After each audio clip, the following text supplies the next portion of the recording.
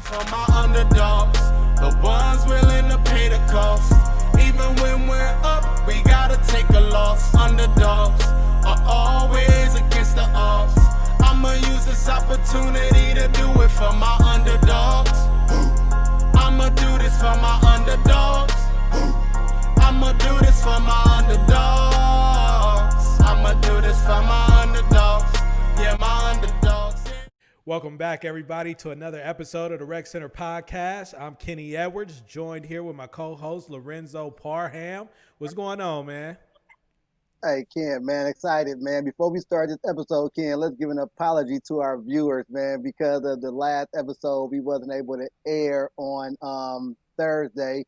We had a great conversation with my man Will Levy, Brandon Payton, and Edward Washington, man.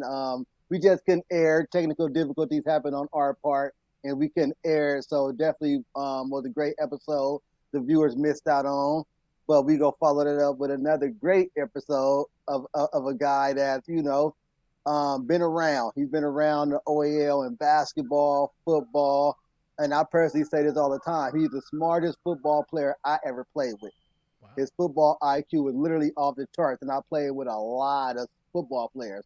But this guy, one of the smartest I ever played with, and being around him as a teammate when we was in junior college made me understand it's more than just getting out there and playing football.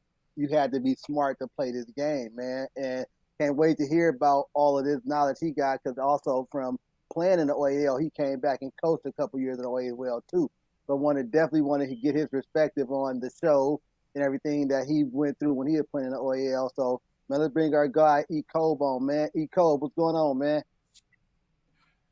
Hey, what's up, fellas, man? How y'all doing? Man, we doing great, man. Good, man. Good to have you, E-Cove, man. Hey, a lot of dudes from Mac was like, man, you got to get E-Cove on, man. Let E-Cove tell his story, man, and everything that he told, man, let me just say personally, man, it's about time, man. I'm just going to say it's about time. I've been waiting patiently for this opportunity, man.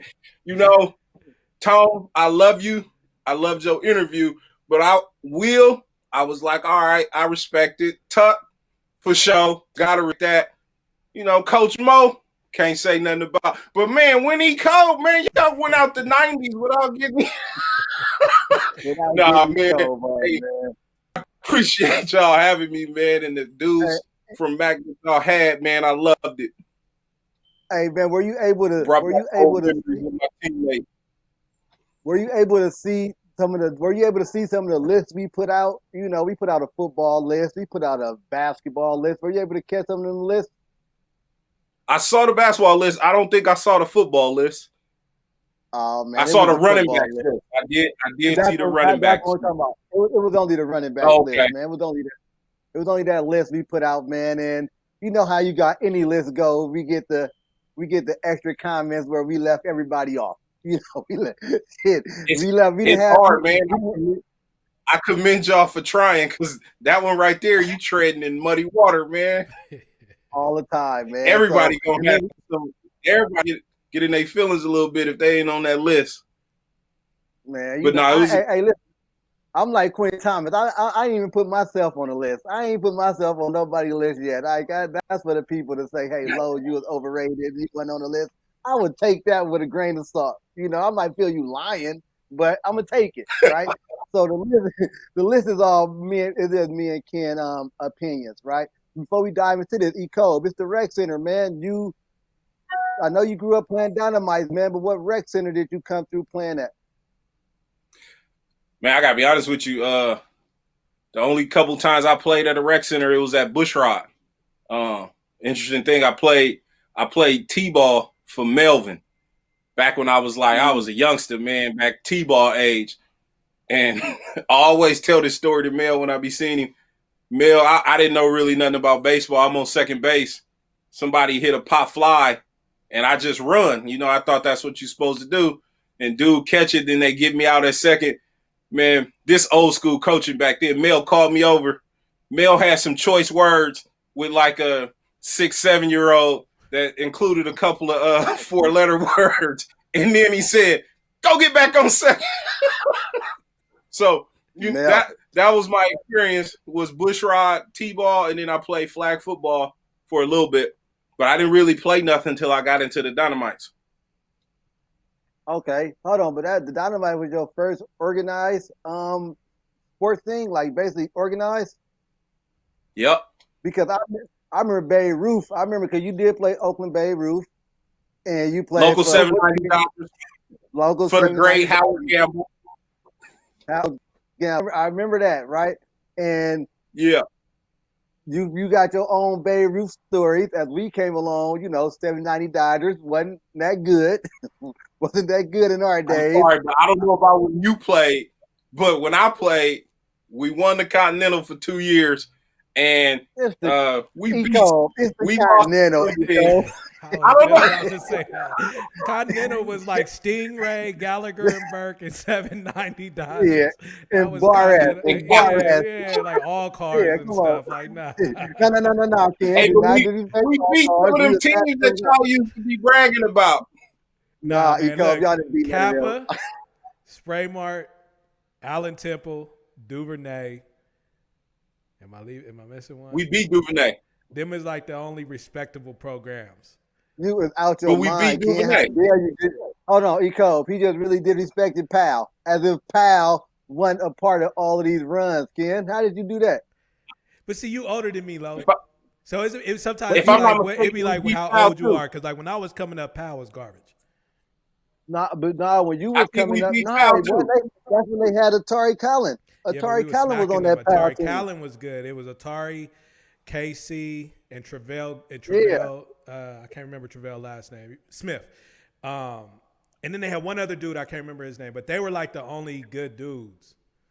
And Kevin Austin. See, Kevin Austin was good. and Kev, Yeah. we took him. But as a So, team, E-Cove, they wasn't doing nothing. man. So E-Cove, when did you start playing for the Dynamites? Because we had our young episode on here, and our young was letting us know how the Dynamites had the pipeline to Skyline. If you was good at Dynamites, you was automatically going to Skyline to be a part of that. How did you get pulled away from Skyline and end up at McClimans? Man, I'm gonna put it to y'all like this. I feel like I was a sleeper, but I was one of many. The thing about the Dynamites, you knew if you played running back, basically running back because they really wasn't throwing the ball back then. But I started as a center. I was 10 years old. I go out for the team. I make it. And I'm like the backup center. I was a 4-down player my very first year with the Dynamites. And so that started off my football journey. But I played O-line actually every year. I played center for the Pee Wee year I played. We lost in the state championship. I went up to junior midgets, played center the first year, and I was a left tackle the second year. And that's when we won state title. And then I go to midgets, and I'm about to get a position change. Hey, y'all ever know how when you was young, if you doing something and the coach, he give you that certain look where you know you probably doing something right? Coach giving me that. I'm at linebacker. He giving me that look like, okay, this dude might be something. Man, I think it was Pierre Crosby. Somebody said, hey, Tank used to play center. Next thing I know, I'm getting pulled over, and now I'm the center on midgets, and they really not even letting me go both ways. I was that messed me up. But it prepared. I was just about to allude to that I said he was the smartest player I played football with. The smartest player on any football team is the center. So he was in training from 10 to be the smartest player on the football field by playing center, right? But damn, E-Cove, so you never scored youth football touchdowns and got to celebrate the glory? Man, none of that? I didn't know what that felt like till I got to Mac, man. To score a touchdown, I was like, I never knew what that felt like. So why did you go to Mac over Skyline? That's a good question, man. So at the time I went to junior high school at Claremont. So I was at Claremont and I'm like, okay, where I'm about to go. And I'm like, Tech? Nah, I definitely wasn't going to Tech. Just because I really didn't know nothing about Tech. But I had family at Fremont. And I was probably going to go to Fremont, but it was like, now I got to figure out what junior high school to go to because they went to Frick. So I'm like, do I go to Frick? And then I went up because my sister was at McClimans, and I went up to that school one day, and I met Tyronta Mickens in truck because they all knew my sister, and they would to come here. I just went home and told my mom, like, hey, Mom, I want to go to Mac. And then that's how it happened. Hey, but at this time, you kind of had to go to either Mac or stay in junior high because back then, junior high was going to the 9th grade, right? So if you went to Frick, you would have to be a 9th grader as opposed to leaving Claremont and going straight into high school, right? Yeah. That made a big difference too, because it was like, man, I got to bus to one school, and then I got to figure out how to get from like Fremont or from Frick to Fremont or wherever I would have went. And then it just was easier. Like, boy, you've been staying in West Oakland this whole time. Go ahead and go to Mac. But shout out to all my Claremont Knights, especially the ones I know y'all done had on this show. Man, that might be arguably the best high school. Yeah. No, it's not. It's not. Claremont as a junior high and Bushrod as a rec center. No. I mean, go talk I've heard that. I've heard that come up a lot, and you can't count a Bret Hart or something that had the 9th grade because Claremont didn't have the 9th grade. It doesn't matter. It doesn't matter. Like that. It doesn't matter. I think Bret Hart has a good argument, though. I would give you Bushrod as an argument, but when we go Bret Hart, we can argue Bret Hart with any junior high in Oakland, any middle school. Through the history, the Knights. I'm just saying, you might want to do your homework, man. We got some hitters coming through the Knights, but you know. So E-Cove, when you get to McClimans as a 9th grader, back up. When did the basketball stuff come about? Because you was playing football for Dynamites, playing center. When did you start hooping like that? I think my first real organized hoop team, man, I was at Claremont in the 6th grade, and Chabot Elementary was like right around the corner. And I can't remember their names, but they twin brothers, and they always they kind of like do everything together. They was the coaches. So we played for Daniel and Davion. Yes. They were the coaches. So we go and like it's a bunch of people, mainly everybody from Claremont except Fred, because he was playing like AAU or whatever with the Tar Heels or Rebels. But all my homies from Claremont, we all played. And that's where it started. And then, 7th and 8th, I played for Claremont. Interesting thing, if it was up to Coach Pally, I probably wouldn't be playing high school hoop. He was a Claremont coach. Hey, so you want to know who we go get to settle the debate between Claremont and Bret Hart? We got to ask Fred and Josh, because you just said they came from Claremont and then they came to Bret Hart, so they saw both schools. They saw both. We got to ask Fred or Josh which middle school was the best one that reigned supreme in the athletic department. But I would have to say you got to throw Montera in there. It's got to be between Montera, Claremont, and Bret Hart. I don't know if Montera go as I'm deep not putting Montera outside of Bret Hart and Claremont. I know y'all don't want to believe it, but I mean, you just got to look at the numbers, man. They had a couple of dudes, but that's beside the point, though. I'm going with the Knights either way it goes. I was born to go to Mac, though. I was about to say No. We gonna talk about that later in the show because you are an East Oakland kid, right? Nah. Oakland. I was living in West Oakland I was living in West Oakland since the first grade. Oh, okay. 16. So why you were man, I had been there. Moms just didn't send me to none of the elementary schools in West Oakland. She sent me off to Claremont. I went to Peralta in North Oakland, and then from Peralta I went to Claremont because I had family out in the north. Mom's for me to be at school with family, so in case after school I'd have somewhere to go if I couldn't go straight home.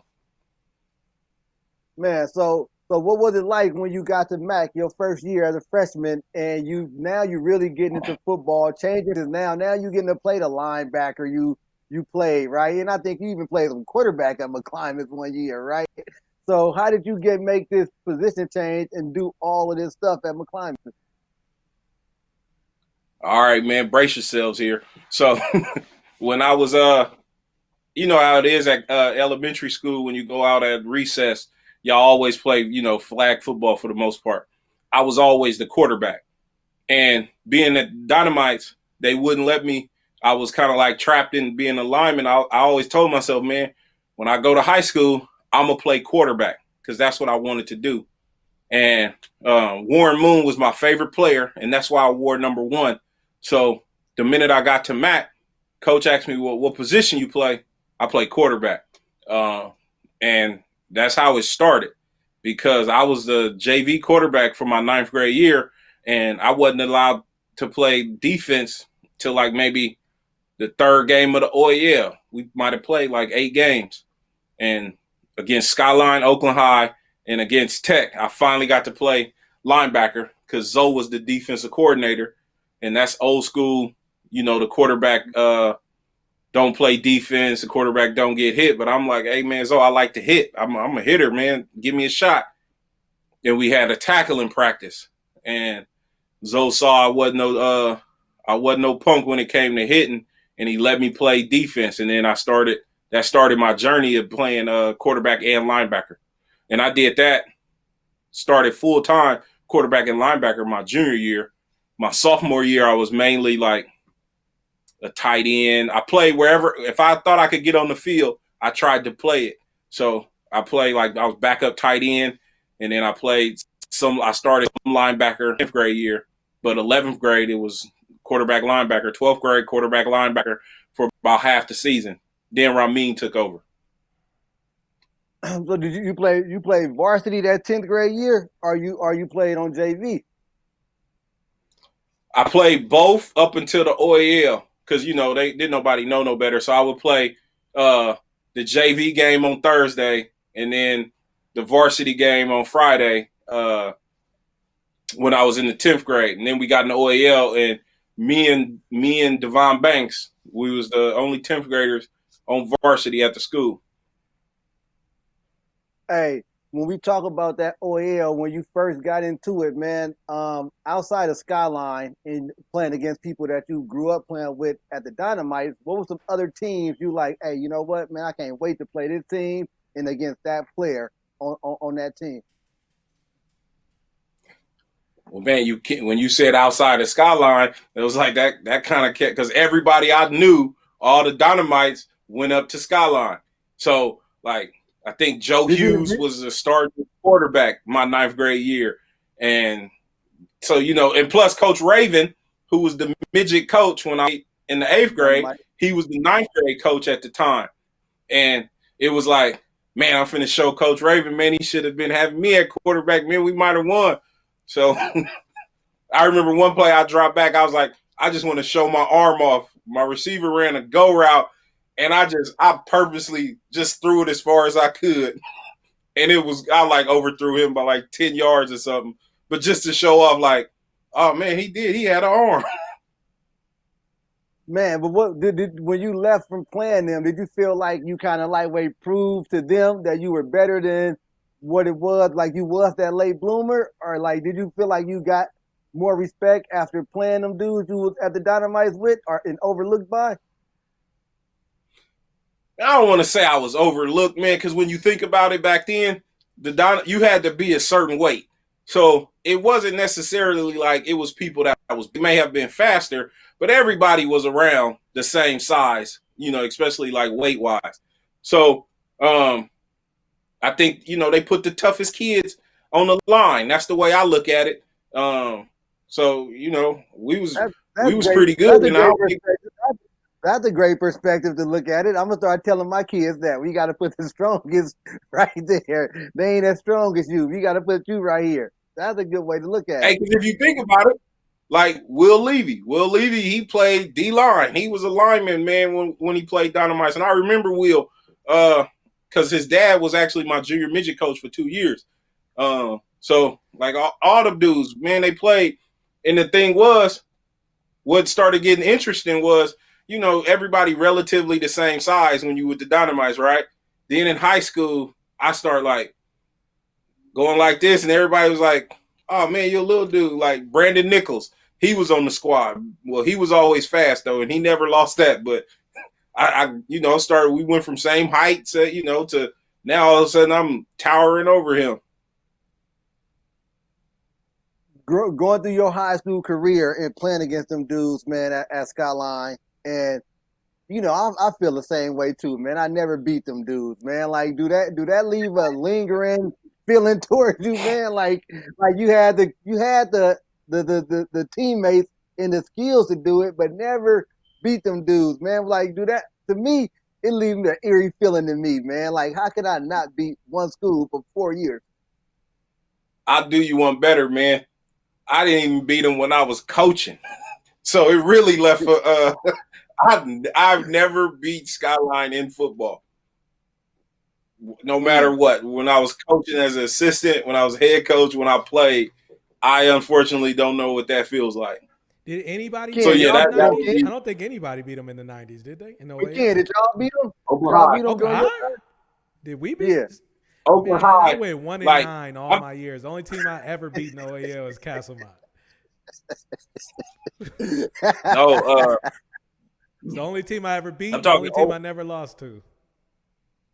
Ohio with Jace Goree, like with those guys, and KP was there, and Sasser and Sims. Yeah, and I can't remember the running back, Omari Murphy. Yeah. Like them was like, and when you look at what's crazy is those was like dynamite battles within, because the Jace, he was a quarterback, and these are dudes I looked up to, man. Jace Goree was like one of the best quarterbacks I've ever seen in my life, because like when I watched him at Dynamite and I saw his arm, he had a cannon back then. Derek Gardner, KP, his brother, Jay Charlton Jones, all these dudes we watched play midgets on the Dynamites. Then they going against each other in high school in the Silver Bowl, Ohio Skyline. That was like, that's some wild stuff when you look at it. Man, and Lavelle Sims was in that game. Shout out Lavelle Sims, because he was in that game, and Vale was a monster at linebacker. You know what I'm saying?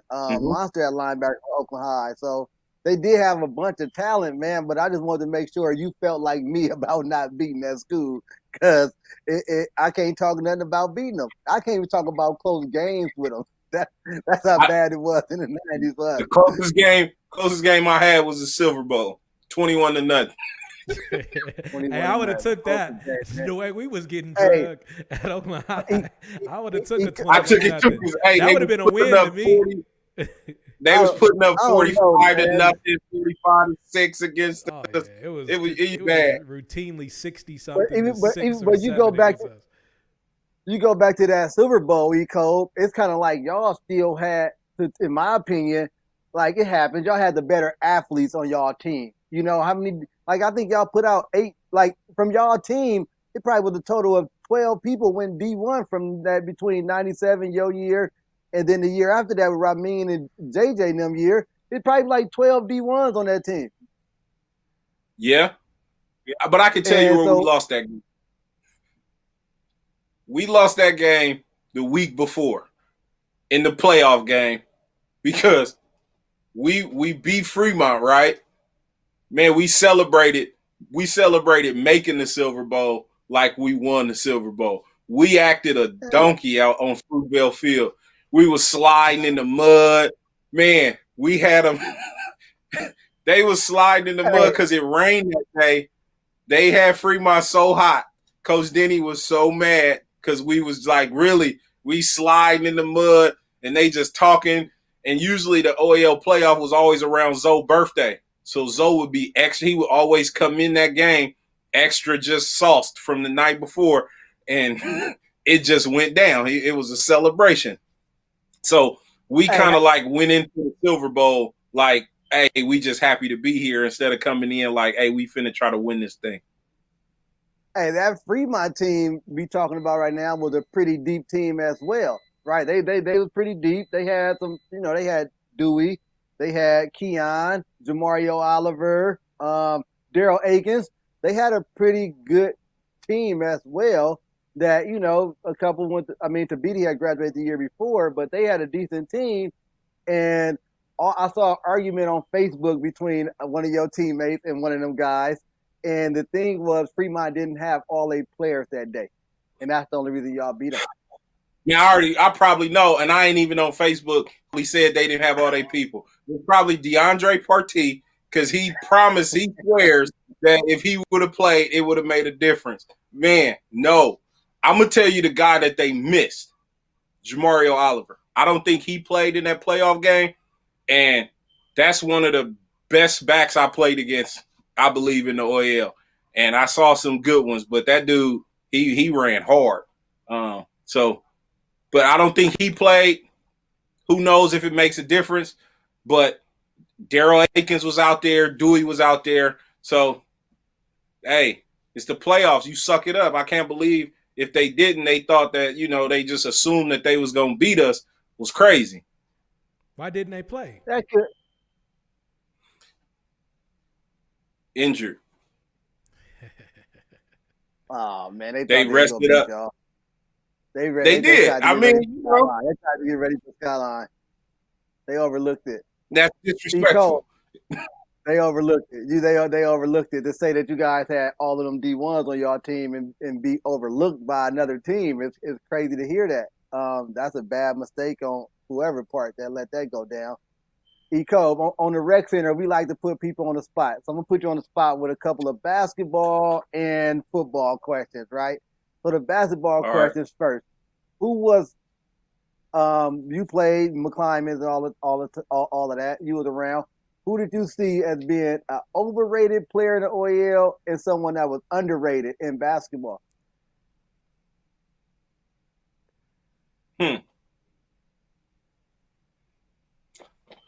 I'm gonna have to do it. I can't. Don't be bashful. Underrated. Be I can't.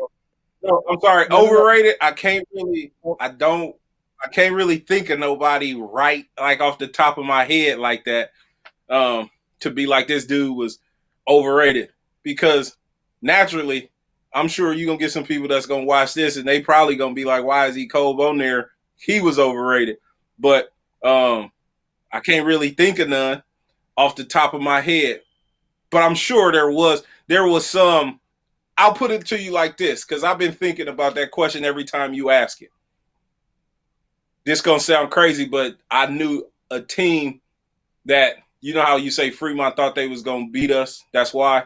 I knew every time we played Oakland High, we was going to win. And I was shocked when we lost. And I'm talking about a team that we played for the title. No, you're talking about basketball. Yeah, basketball right now. You talking about football. Y'all didn't lose. No, basketball. Oh, Mac didn't lose to Oakland High. Y'all beat them twice to win the championship. Yeah, but they lost in the regular season, I think. Oh, we lost to them once in the regular season.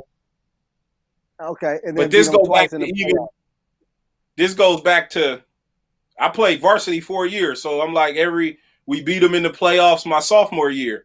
They was like our only win my freshman year, so I kind of got used to beating them. Shout out Marshawn. Marshawn used to do his thing, but as a team. So you're saying as a team, Oakland High was overrated? Okay, yeah, I guess that's what I'm saying. Hey, that go sting a little, man, because I saw a comment from Freddie Morris on one of our posts, Ken, and Freddie was like, that's a Fred coach team. Fred coach blow. Talking about your El Cerrito win, Ken. Yeah, I saw. And to hear that Fred team was we know we gonna beat Fred team there. We play them every year, regardless of what the situation is. I didn't know Oakland High was down like that during them years. I thought, because it wasn't. No. What he's saying I'm not saying they were Oakland down. High was overrated, because Oakland High was good. They won the regular season. He's just saying he never feared them when when they played against each other. But he said in 4 years, I went into all of 4 years. I went into that game High was a powerhouse, like consistently. I think they had one good year, right? No, I mean they went to when we talk OAL, they went to the OAL playoffs my 10th grade year and my 11th grade year, and if I'm not mistaken, my 9th grade year. Okay. Because Fremont, I can't remember who Fremont played for the OAL title when I was a freshman. Might have been Tech. I don't know, because when I was a sophomore, when going to the OAL, Tech was like top 5 in the OAL. I mean, excuse me, in the Bay Area. And we dusted them off. This Solomon them team, right? Solomon, Terrence Richmond, and Correga team. Or that's the year before that. Okay, that team. Yeah, they were decent. That was my 10th grade year. My 10th grade year, it was Correga. I know Correga was on that squad. So whoever was on there with them, they was like, okay. I think they got as high as number 2 at one point going into the preseason. Oh, that's good. Of course, you heard all the hoopers on the show that went to Tech and then left Tech. But if they was up to number 2 during the time before that, I wonder why everybody was leaving. Because they was gone. Like Marshawn was there, D. Tuck was there, Tone Kellogg was there. Like Tech couldn't keep them in there. Sometimes, man, it'd be like you got too much. Sometimes a school can have like too much to where like the coach probably he had who he knew, and he was like, "Hey, I've been winning with these guys," and some new youngsters come along, and wasn't nobody really trying to play JV, man. I don't think no good hooper ever really wants to play JV. So if you don't have to, I've never played JV hoop ever. I didn't either. I know how boring JV football is. JV basketball got to be even worse because you watching the gym fill up as your game getting ready to end. And you watching everybody coming in the gym. JV no. You watching the gym empty leave as your game getting ready to start. In the OAL, JV plays second. Yeah. Oh, they play after. That's even worse. That's even worse. So you come out for warm-ups and everybody just walking out the gym. Or they lingering on the court. They lingering on the court from the varsity game, and you like, hey, excuse me, so we can warm up. Man, you watching that girl you like leave because you got to play the next game. You leaving the stadium. Oh man, JV. Hey, the JV was the only ones that got to play night games in the OEL back when I played. Yeah, that's what's in that. So E-Cove, let's switch sides. Now I'm gonna take it to the football side. Give me somebody that you feel was. I'm gonna go underrated first, but for shock value, we're gonna say the overrated comment for second in football because you was around. So give me someone you felt was underrated in OAL.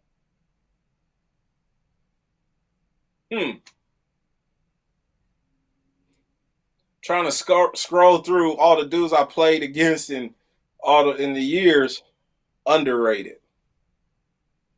It could be somebody that was on your team as well, though.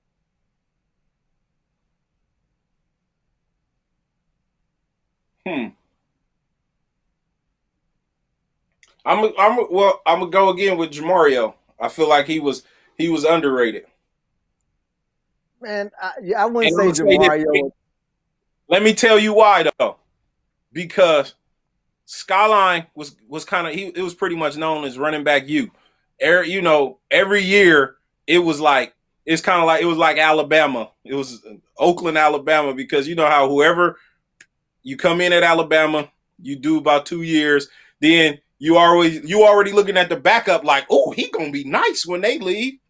They went from when I got in OL, like Derek Gardner, he was there. Then you go to Jason Cooper, and then who would have been if he wasn't a knucklehead, Leon, Joe Cannon, Eddie Kent. Like they just kept pumping them out. And I think if dude would have kept playing, like if he probably went to a Laney or something, he probably would have got some action. Dude was good, man. The only reason I would agree with him, Lo, is because I'm younger, right? I think when we started doing the show is the first time I've heard of Jamario Oliver. You know what I'm saying? But you start talking about them Skyline backs, the Mac backs, Mikey. I know all those. I've heard of all those dudes. So that's the only reason I would say maybe if dude was that raw, I would say underrated because the younger generation, we probably never heard of him. Well, I played at Fremont my JV my freshman year, and Jamario was on the team, and I think that was his first year playing, so he was actually raw talent. Like he didn't play none of that before that. So his junior year, that team with the beating him on it, he was the running back. He was the running back. He was the guy. He was the lead back, wasn't he? He was the lead back. So they had Tion Fitzgerald. They had Jamario Oliver, and DeAndre Pertee was the quarterback. They ran a lot of options. And Jamario, he's like the Keith Wheelwright story where his ineligibility kind of kept him from being who he needed to be. And then Fremont being able to keep producing some backs when he wasn't there with Keon Davis and them, it kind of threw Jamario off it. But Jamario was a ball player, made a mistake in Texas, got a life sentence. So you don't really hear too much about it. But Jamario definitely was I would say, an athlete as far as running back and linebacker because he played both, and he was a dog. So if he didn't get the recognition, I can see why E-Cove say underrated because we were thinking so much of the Skyline guys, right? So E-Cove, who you feel was the most overrated? Not most overrated because it could be a lot overrated, but just overrated in the sense that they was getting a lot of hype, and you felt like they overrated.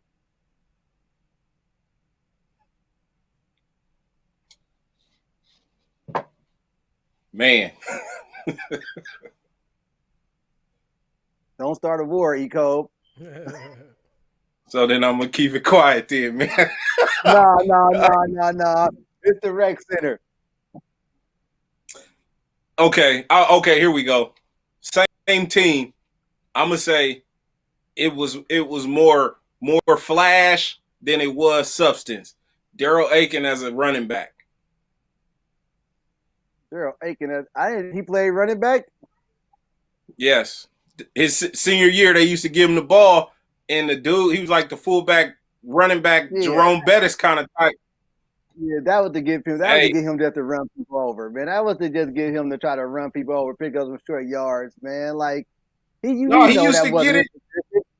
We know that wasn't his position, though. No, the first play of the game in the playoff game, they hand the ball to him.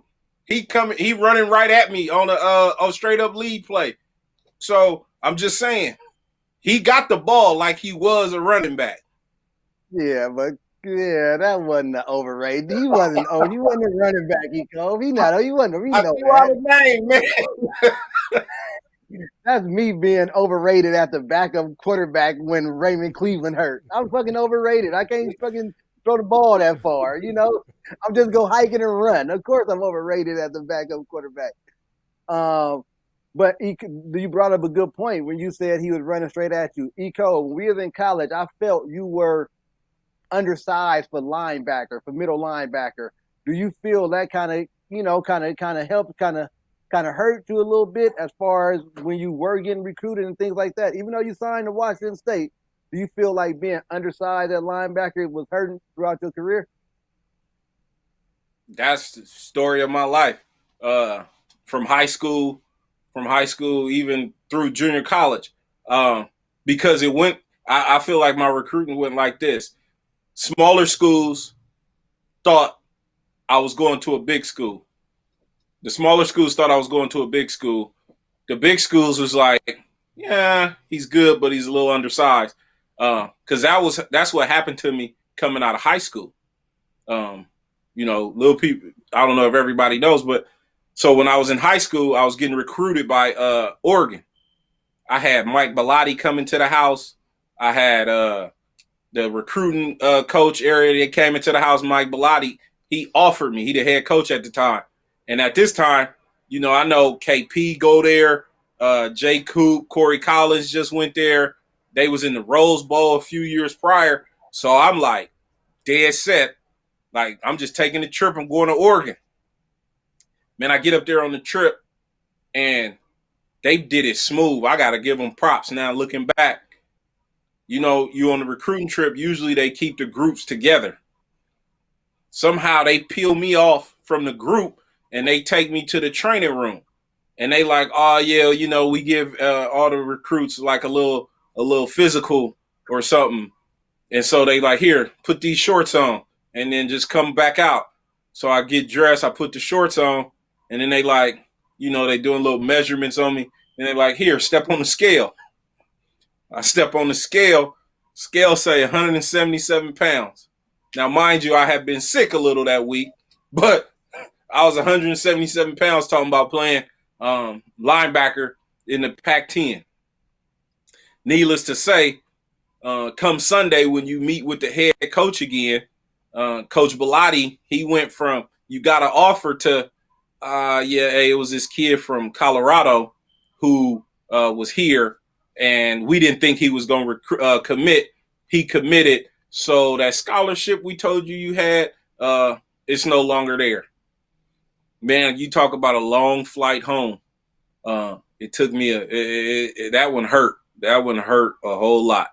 And it introduced me to the realness of, the business side of the college sports. Man, but when you signed with Wazoo, when you signed with Washington State, what position did they recruit you as? No, I went to Boise State out of high school. Boise State. What position they recruited you as? Man, I ain't gonna lie. Houston Nutt, he recruited me. And I couldn't tell you what he said, man, you a football player. I see you playing defense. So he just brought me in as a, kind of athlete football player. And he revitalized my sense that I could actually play. But see, he just recruited me to play defense. But when I got up there, I was kind of like just bouncing all over the place. You play scout team. The way he was running his scout team, playing scout team D wasn't no fun because it was kind of like all walkthrough. So I said, hey, coach, can I go down and play offense? So I used to go down and play offense, and because the defense, they was just down there hitting. And I used to play scout team quarterback some when I was up at Boise State. And so that was just a lot of fun.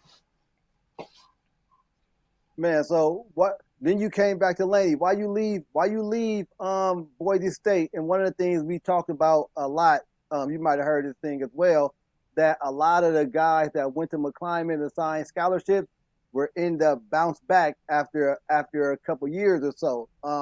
Your class, not mainly from your class because they all stayed through, but the class after you, they went to college and came back real quick. What made you come back to Laney? My issue was academics.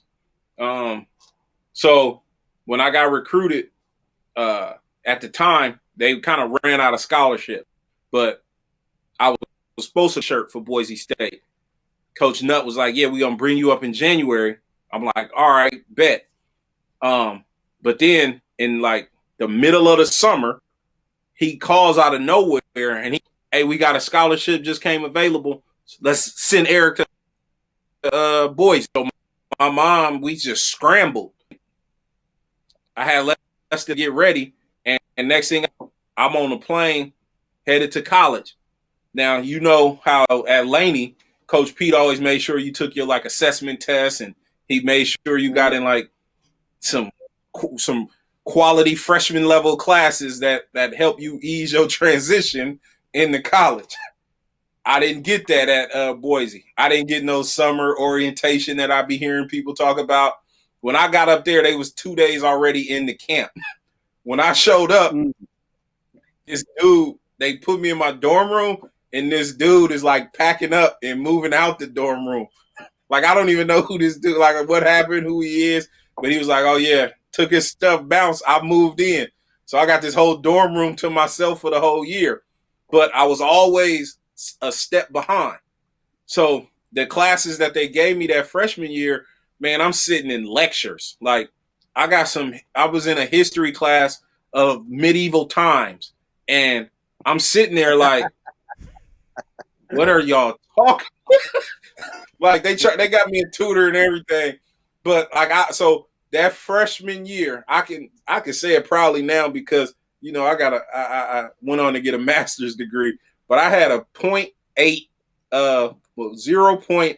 GPA after my freshman semester at Boise. So I get ready to go back. Coaching change.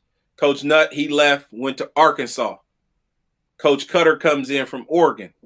And I get more freshman appropriate classes for the second semester. And I do better, but I struggle again. I get like a 1.8 this time. So now I'm like, man, coaching change. I don't think the position coach liked me. Coach Cutter, he was a good guy. He was a cool dude. But he sat me down and he was like, if I come back, I'm going to be academically ineligible. So I'm like, nah, man, I need to play. Like, playing helps me stay motivated in the classroom. So I'm like, oh, coach, I'm just going to go home. And I come home and I don't really got a plan. I don't know what I'm going to do. Like, I'm going to go to Fresno City. That was my initial. I'm telling Coach Cutter, I'm going to go to Fresno City because in my mind, I'm like, yeah, I go down there. I don't know where I'm going to stay. I don't even know nobody at Fresno City. I just know Vach and Tay Marsh is at Fresno State. So, I'm going to go. Man, it got closer and closer, but I took a summer class at Laney just so I can, make sure I'm doing something. I'm not just sitting around the house. And I see Marcus Williams. And Mark, like, yeah, I'm here. I'm like, how you like it? Oh, it's cool. So I go and I write a little note to Coach Peters. I'm like, hey, Coach Pete, Eric Culberson, I'm back in town. I don't know, wanted to think about playing. And I leave that in his box.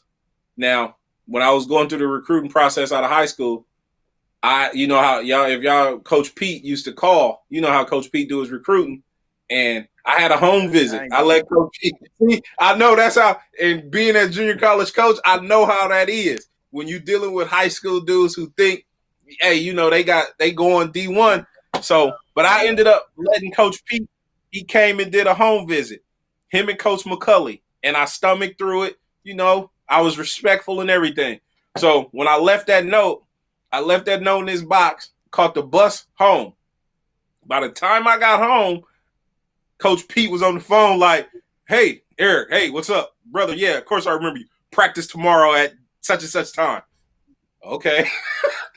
I show up, and then I ain't had nothing but Coach Pete. He kind of saved my career, or he kept me with direction at that time. One of the good things about Coach Pete was Coach Pete taught us how to be students, right? Like academic students, right? Because when I was at, we didn't want to do running after practice, so we weren't getting caught not being in the library when Coach Pete did his checks, right? We wasn't hanging out because we like Coach Pete go come, and at the time Coach Pete, he was like, he was the Coach Beam. He's what he say went, and rules. So everybody, the whole football team was in the library during a break. Coach Pete doing a check, everybody doing it. So Coach Pete taught us how to be students, which helped us that transferred over to when we went to Division I, where we knew how to be students because we had a system coming from Coach Pete. That would have helped me out with, man, a lot. But man, I tell anybody that, man, playing for Coach Pete, like if you made it through 2 years, because not everybody made it through the 2 years at Laney. People just either they couldn't take Pete, but if you made it through your 2 years or your year or whatever, you had a different kind of a level of respect for him, because once you went on to your 4-year school or whatever, you recognize like, hey, he kind of made you grounded. Like, you ain't in the quad at 12, before 12. You get caught in the quad before 12, you done for. You either in the library or you just had to bounce and not come to campus or leave. But nobody got caught in that quad. And like he say, it's his way or the highway. Coach Pete, like his stories of, I will leave you. I will walking down I-5 from Shasta or whatever. Them stories was true. And they was real, man. It's not the Laney way, brother.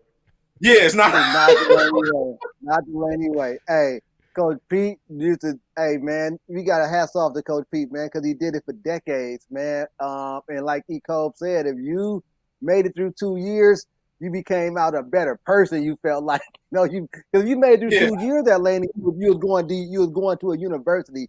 Everybody that made it through them 2 years went to a university, whether it's not what we wanted or not, but you went, and then also find you somewhere to go. I remember my first time coming back. I go to Laney. I see the running back Terrence Wilson. Terrence Wilson's in the weight room, Ken. Hey, when you talk about, you remember the running back Derek? He's bigger than Derrick Henry. Shit, he got guns, Ken. And I'm like, holy shit, you got to really lift weights in college, right? Because I didn't lift no weights in high school. Like I wasn't touching no weights. Mikey, go lift weights. I'm not fucking with no weights, right? Right? And I'm like, holy shit, you got to lift weights. So that's when I started wanting to get stronger, man. Hey, E-Cove, we got another on-the-spot question for you. I'm going to let Ken ask you his question first. So back to the basketball. Start, bench, cut. I saw when you did that last. Josh Chavis, Will Levy, Jules Milstead. No bias, man. No bias. I know no bias. I know you. I think Josh is cousin or something, man. So no bias, E-Cove. Nah, Josh, me and Fred was best friends since probably about the 4th or 5th grade. So Josh, we was always together. So it's no bias. I'm starting Will Levy. It's my guy. Now between the other two. So which Josh Chavis is the question I got to ask you? What do you mean? 99 Josh Chavis. I don't know. Josh Chavis, 99, sits on my bench. And then Jay Stead, I love you, but I got to cut Josh. I got to cut Jules. Oh, no. You got to cut Jules. I don't know, though, man. Jules. Let me just say this. 99 Josh Chavis, like LG was the guy. LG was like, he was that dude on the wing. But that team don't win state without Josh. Of course not. But they don't win without Josh was putting in work in the post, man. Oh, yeah, absolutely.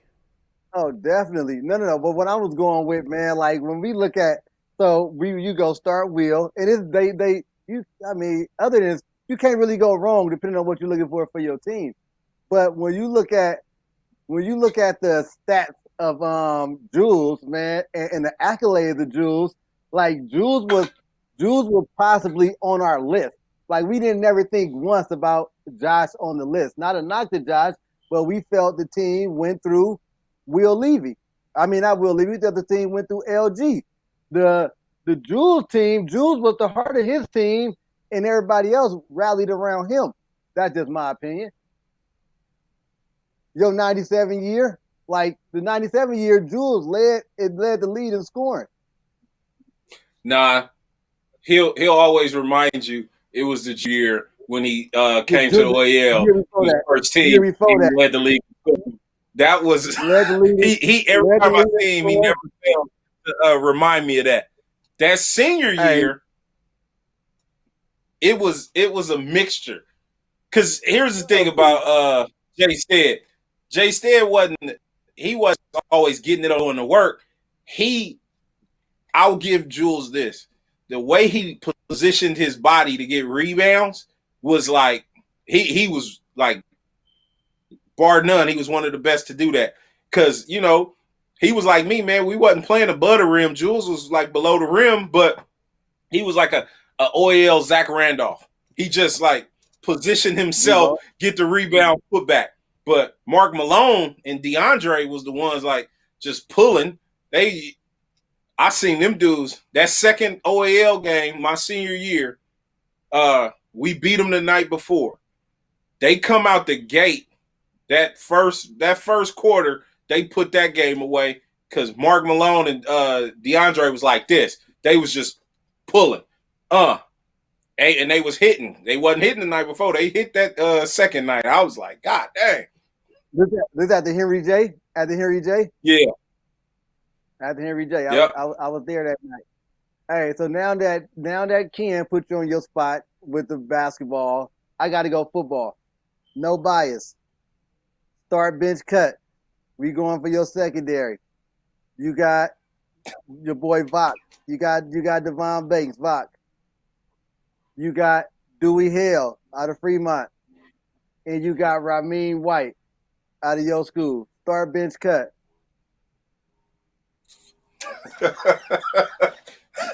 So you say no bias. This one is actually easy. I ain't even lie to you. This is easy. Hold on.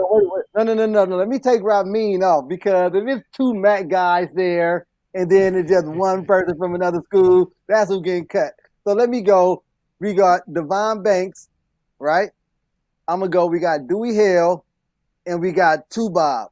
Start, bench, cut. That's a good one. That's better than the other one, but it's easy for me too. I'm starting Vok, I'm benching two Bob, and I'm cutting Dewey. Hey, them Fresno State guys, Ken. Didn't we talk about that on the show with them? We talked about it on the show with two Bob, how they had 3 Oakland dudes that was starting in their secondary and things like that, man. I never saw Vok play though. Here was the thing about Vok, man. Here was the thing about him. Dude was one of the hardest hitters like I've ever seen. But if he would have been qualified out of high school, he probably would have went somewhere. He not saying Fresno State, they ended up playing in like a BCS bowl game. He made the right choice, but he didn't qualify out of high school. So Fresno had the Prop 48 program, so he Prop 48'd. So it was kind of like a good fit for him to go there because he didn't pass his SAT. But Vok was a player. Hey, because I heard you mention it, Lo. You know how he did Mikey. I've heard that story. I've heard that story. It was a big hit. Yeah, I wish I had my the whole highlight team tape. kind of shut down after that. It kind of put fear in the rest of the team because Mikey was the guy that if we needed somebody to blow up a crowd and make it happen, Mikey was going to be the one to make it happen. But in this particular instance, the quarterback threw Mikey. He was this big time back. And have you ever seen somebody like they two trains meeting and at collision, the other guy lands on top of the other one lands on top of the other? Hey, that was Vok, and that was that hit. His neck snapped back. Mikey slipped. Mikey slipped in the rain, man. It was raining. Mikey tried to cut and slip, Ken, and he got blasted. Right at the same time, the sound on tape didn't sound like he slipped. The sound on tape like it sounded like Vok. But E-Cove on the 2 Bob episode, and we talked about underrated. I felt like how you felt about Vok, who could have went to a bigger school. I felt Dante Marsh was underrated as well because Tay Marsh coming over from Berkeley High, we really didn't know who he was, and you didn't know who he was till he got on the field with you, and he made a whole bunch of plays throughout every game he played in, and it's like, hey, where the fuck they get this kid from? Because my 10th grade year, E-Cove junior year, we beat Mac, 20-2, beat Mac, right?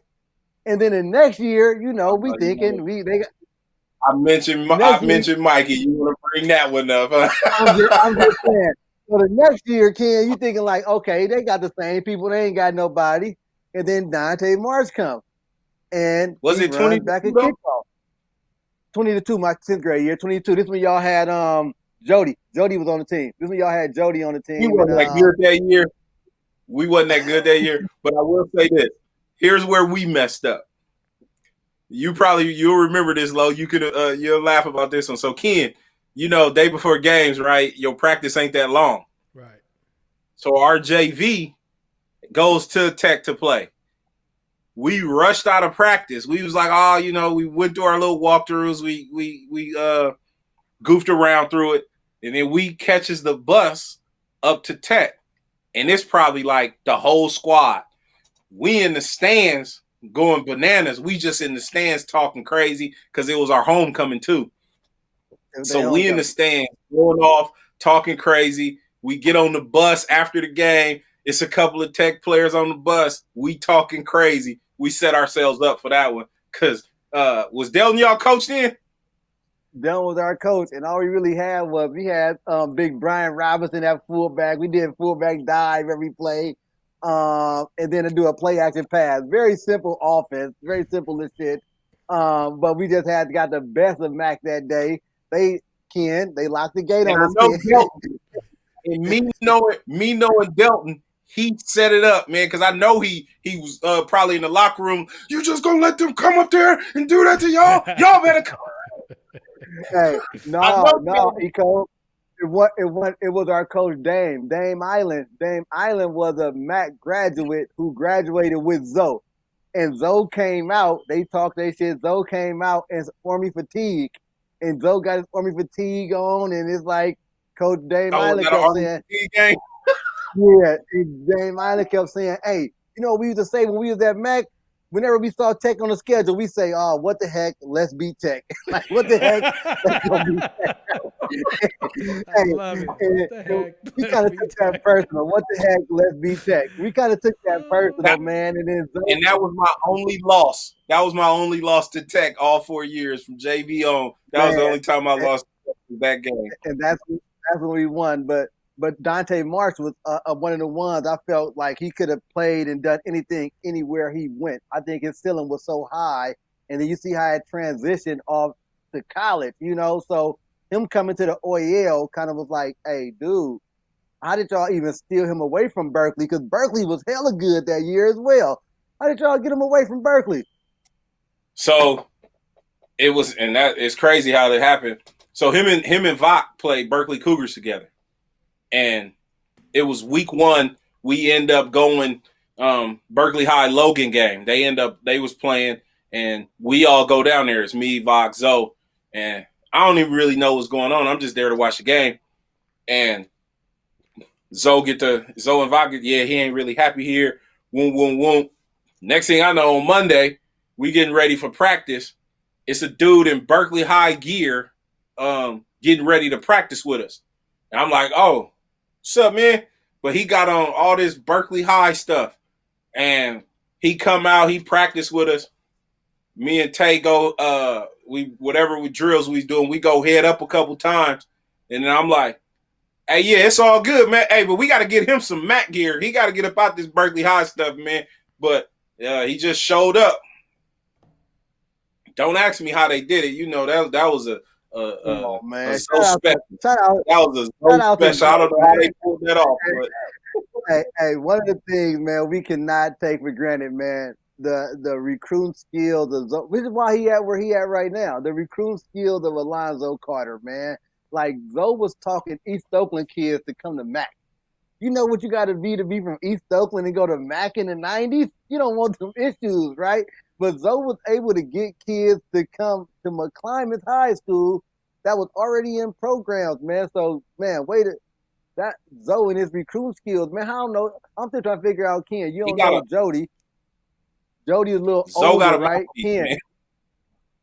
Jody was from San Francisco, Ken. He was the second fastest person in the state. How he end up at Mac? He had me at Mac. But my mom, we had the hardship appointment set up and everything, the paperwork filled out, and then mom, when I had to go home to get mom's assignment, she was like, nah. But Pops had already signed his portion. Yeah, man. Auntie was tripping, man. She should have went on ahead and made that happen. I know, man. I was gonna play for Coach Carter and then play for Booze and Hoop. I was juiced. And my boy Marv Henderson that went over there, because Marv Henderson started at Oakland High, and that was like my partner at the time. He went to Mac. I was like, oh, I'm gonna go over there and play with Marv. I was gonna play quarterback. He was playing receiver. I was juiced. But the mystery behind it, Lo, was simple as this, man. Cats knew. If you came to the school to play sports, man, you was good. You was going to be good, man. All that East Oakland, West Oakland stuff went out the door, man. It was like, what, you finna help us win? Let's go do it. Yeah, that's how it happened. As a kid, you knew if you went to Mac, you was getting a Scully. point blank period. Like if you start and put up any kind of numbers, you going somewhere. That was the dangers. That was the dangers. And I found that out when I started coaching. That's what you thought. But man, how Zoe pulled some of that stuff off is amazing. But the pressure and the stuff what he established, like the bar, you never really realized like how hard it was to train it until like he stepped away from it. Yeah. That was no joke. Or even when I went back there, because when I left Akron, after I did my 2 years at Akron, I came back and, you know, my mission was I went straight back to Mac. I was like, Zoe, what's up, man? I'm ready to coach. And he made me the D coordinator. And we had a couple players on that team. And everybody had that. You start seeing all your partners get out and you start seeing all these people with scholarships start rolling through, you expect to be next. But, man, the recruiting game ain't no joke. And a lot of people end up like with hurt feelings and quit playing football because they didn't get that scholarship they thought they were supposed to. So it was a whole nother flip side to it. Who from Mac? I went through that when I became the head coach.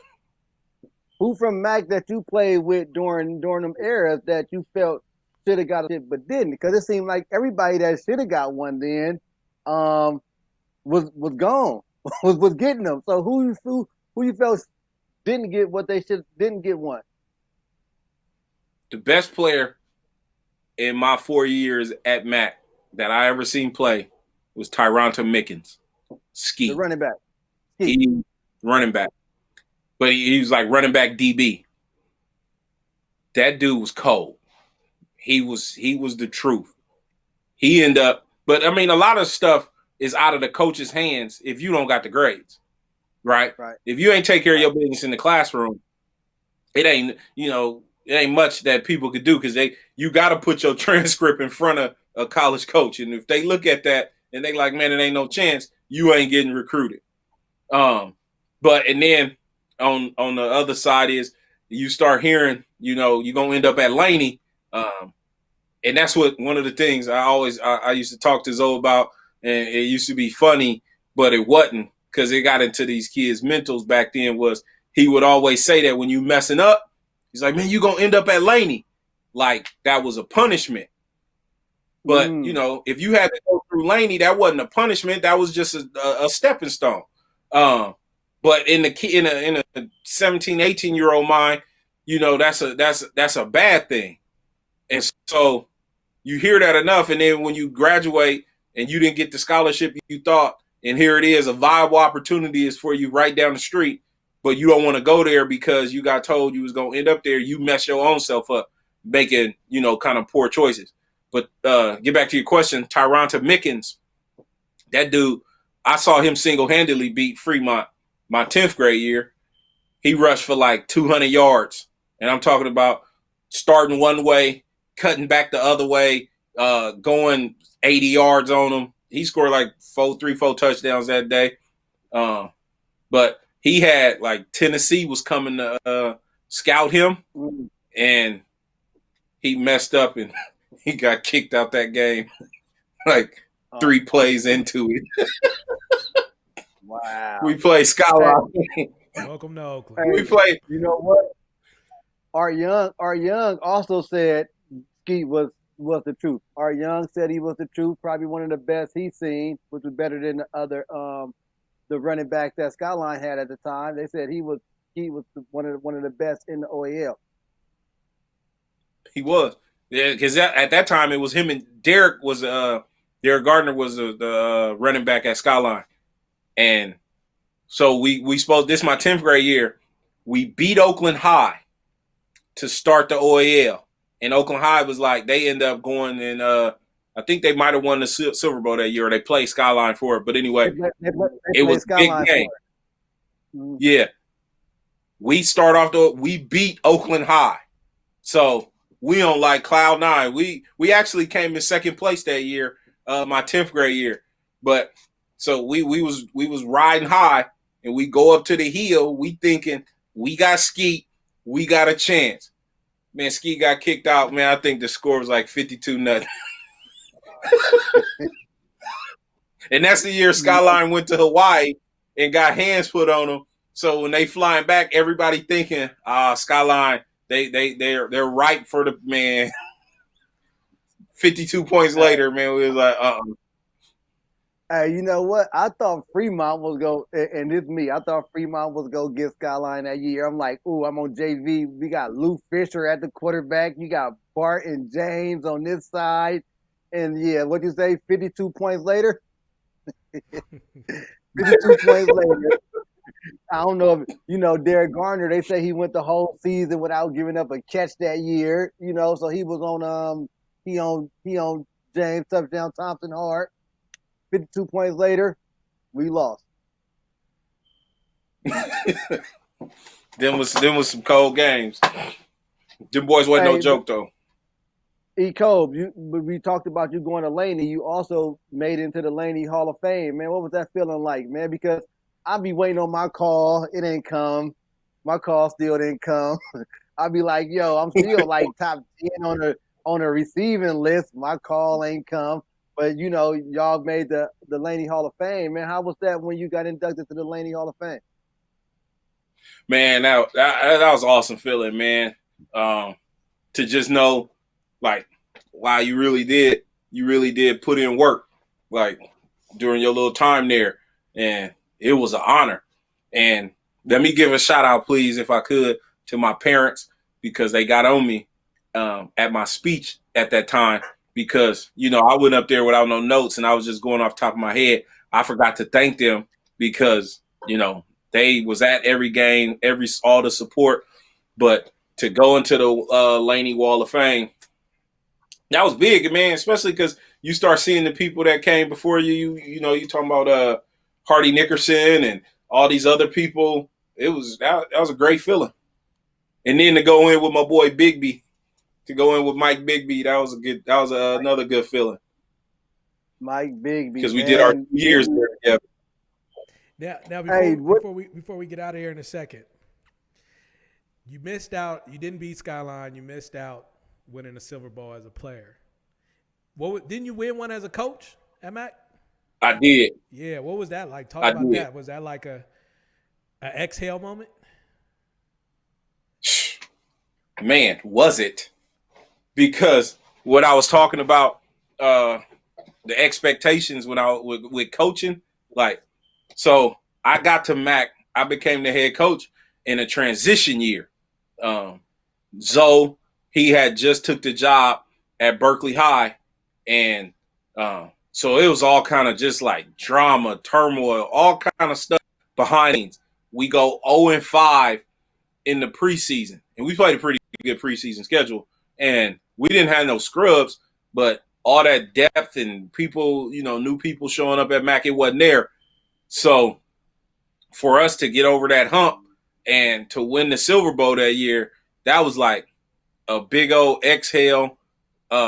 We did it. Man, that felt great because it was also like a prophecy fulfilled. Because when I was coaching playing, I used to always joke with Zoe and Pooh. I'm like, man, I'm going to come back to Mac and I'm a coach and I'm going to win a Silver Bowl. And then I ended up doing it as the head coach, replacing, a guy that was my mentor, gave me my first job, was like a big brother. He helped me get into school. Zoe did a lot for me at that time and during those years, that whole years at Mac, and he was there. He was there to holler at us. He would invite us over to his house. So to be able to come, and I have a picture I saw it the other day of me and Zoe holding the Silver Bowl after that Silver Bowl game. Kind of like it was like mission complete. But yeah, so to answer that question, yeah, that was a lot off the chest. Do you think you kind of helped when you came back to coach, kind of help implement the dominance that Mac have now? Like they I think they ain't lose this past decade in the OEL. I think they went the whole decade without losing. Year. No one scored on them. They won They probably haven't lost this past decade from like 2010 to 2019. I don't think they lost a game, but don't quote me on that. But I don't that's the think type they of did. dominance. I don't think they did either. But That's the kind of I would dominance say they have. to say did I help start it? Yeah, because I went I went 0-5 my second year as the head coach, and then stuff happened in my personal life. I mean, and one of the biggest things with being able to head coach, and Lo, you probably know this, and Kid, you too, you gotta have the time. You gotta know financials is in order at the house. You ain't worried about, making sure, rent gonna be paid and all this. So you got a stable job, everything, and it's understanding that I can be where I need to be coaching wise. If I need to get up to the school at noon to check on players, I can do it. So that wasn't in order for me. So I had like a tug of war going, and I had to let coaching go. And we were young, but I went 0-5, and then the next year Curtis came in, and I think they went and won the OAL that year. So if you want to say did I help propel it? Yeah, that because they didn't have nowhere to go but out the way. Yeah, no, that's big, and that's something to touch on too, though. Like, because a lot of people, they'll be like, well, why don't you guys give back and coach and give back? It's like, dude, we really want to. Trust me, we want to. But if you don't have the time or the support, man, it's hard, especially when you got kids of your own that you got to raise. Yep. Our coach. Yeah.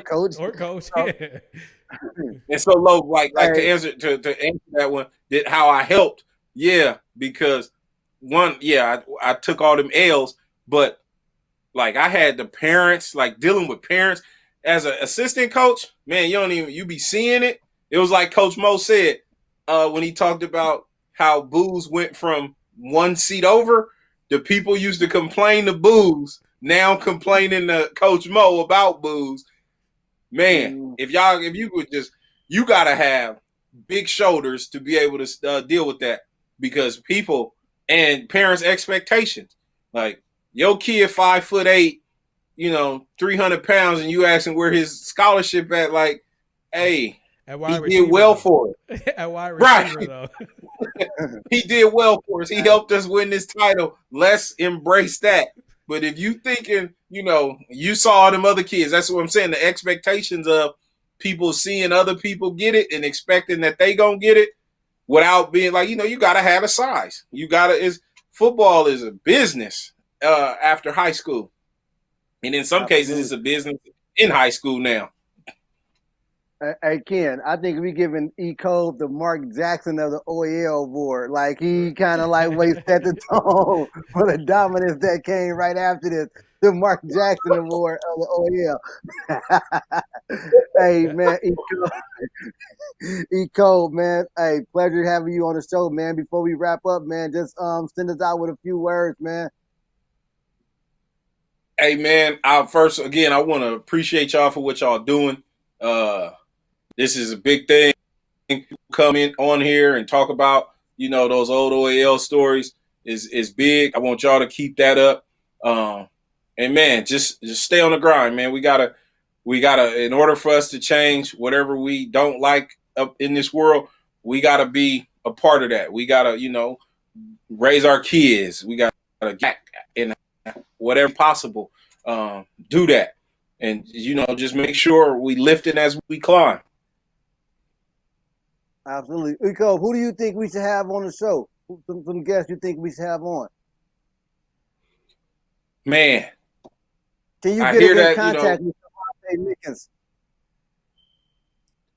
With Skeet? Man, I ain't seen Skeet in a minute. I don't know if I'll be able to get you in contact with him. Dang, that's a good question. Sir Henry Anderson might be somebody that Henry. Somebody else was saying get Big Hen on the show. Big Hen. I think I'm gonna go. I gotta get my boy Love, Fred or Josh, get one of them on, man. Especially, and that's because I'm still close with them, and me and Josh talk all the time, man. Y'all, the Fremont, who y'all have on there from Fremont? MV. Yeah. Armand Wainwright. You gotta get somebody. Armand Wainwright, NMV. Okay. Y'all got to get somebody from the state championship team on there, man. Hey, man. So let me tell you, man. Next up, we do have on the list. We do got Jules on the list. Oh, man, hold on. Before we let E-Cove go, we got to talk about the top 25 list. E-Cove, real quick. E-Cove, what do you think about the top 25 list, the Hoopers? Who we miss out on? The Hoopers. Hey, all right, man. I love y'all, brother, so I can say this because it was coming from love. Hey, man, but if a cat did not play, forget what y'all saw in the gym. If a cat did not put grind in 4 quarters in the OL, man, y'all can have him have a special section. Call it the Hook Mitchell or something, right? But y'all can't have cats when you had dudes that grinded and put in the work. And I would need to see the list again to be able to give y'all like a name. But y'all list was legit. I mean, hey, because it wasn't like y'all didn't have no ballers. Now y'all had people I'd never seen play, but may have heard of. I looking in list. I mean, Hey, I was honorable mention all Metro. I wear that with pride. So that was something. Hey, I was thought of. If you made the list as honorable mention, I know you might be upset, but man, you was thought of. You got to always remember that. So people we mentioned that we could have, if it's swayed, if we took the persons out, the people out that didn't grind them, just straight are we Robert Grissom and Calvin, them dudes. So we did miss some names. Was Rob Grissom in your honorable mention? Nah. All right, man. You might need to shoot me that list. Though, I don't like it because that list could go on forever. The honorable mention could go on forever. Hey, let's just look at the top 25. BP said it too. I remember BP said it. Joey Grissom, his junior year. That was my freshman year in the OEL. So I had a front row seat on the bench to his antics twice against us. That dude was a monster. Like I'm talking, he took off from the dotted U against us, like and put it down. I think he was player of the year that year. So they said that dude was, yes. Like if Frank Knight on the list, Joey need to be on the list. And like Cal, I don't know. Cal was top 600 McDonald's. My impression, and this no knock, no disrespect, of Calvin Criddle was I heard like he was the truth. But when we played against him, other people beat us. That's what most other people beat us. Will did his thing. Like Will kept it solid. So Grissom over Criddle?